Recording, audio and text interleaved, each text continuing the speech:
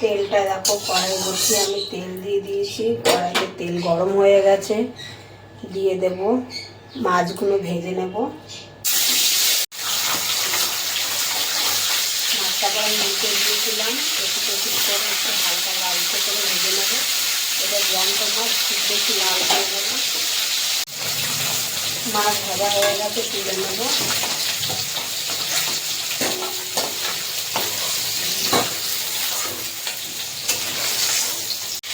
ওই তেলে দিয়ে দেবো জিরে ফোড়ন,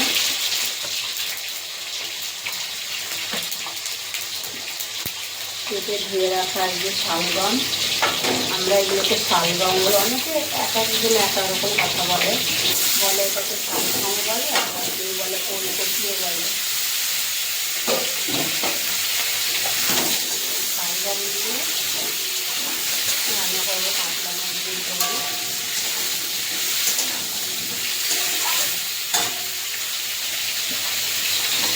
দিয়ে দেবো লবণ,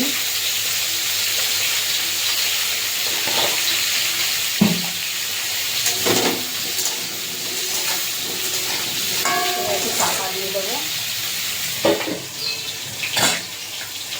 ঢাকাটা তুলে একটু দিয়ে দেবো।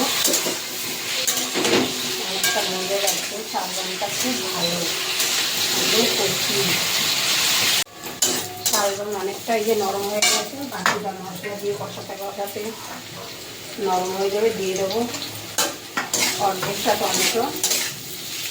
আর এখানে বেটে রেখেছি আমি, আজকে শিলে রাখতে পারিনি, শরীরটা ভালো না বলে। আদা, জিরে, ধনে আর লঙ্কা, এই মশলাটা দিয়ে ভালোভাবে কষিয়ে নেব। দিয়ে দেবো হলুদ। অনেকদিন থেকে এই শরীরটা খারাপ,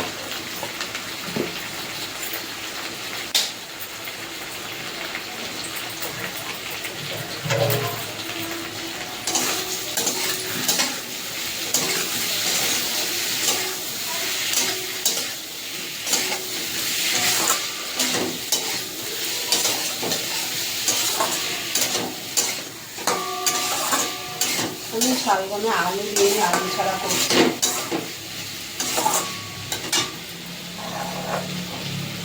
দিয়ে দেবো অল্প করে জল।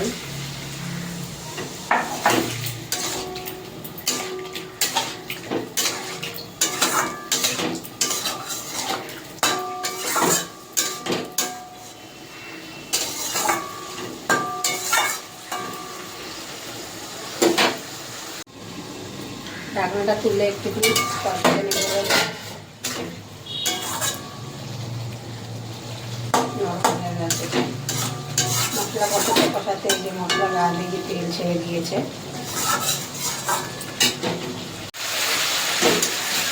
মশলা কষানো হয়ে গেছে, দিয়ে দেবো জল।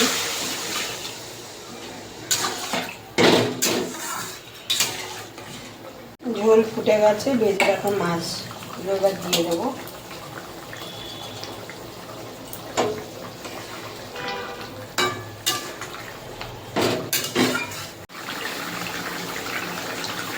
হয়ে গেছে মাছের ঝোল। কাতলা মাছের শালগম দিয়ে ঝোল করেছি, এই যে হয়ে গেছে। দিয়ে দেবো একটা কাটিয়ে নিয়েছি কাঁচা লঙ্কা, আর দিয়ে দেবো ধনে পাতা কুচি।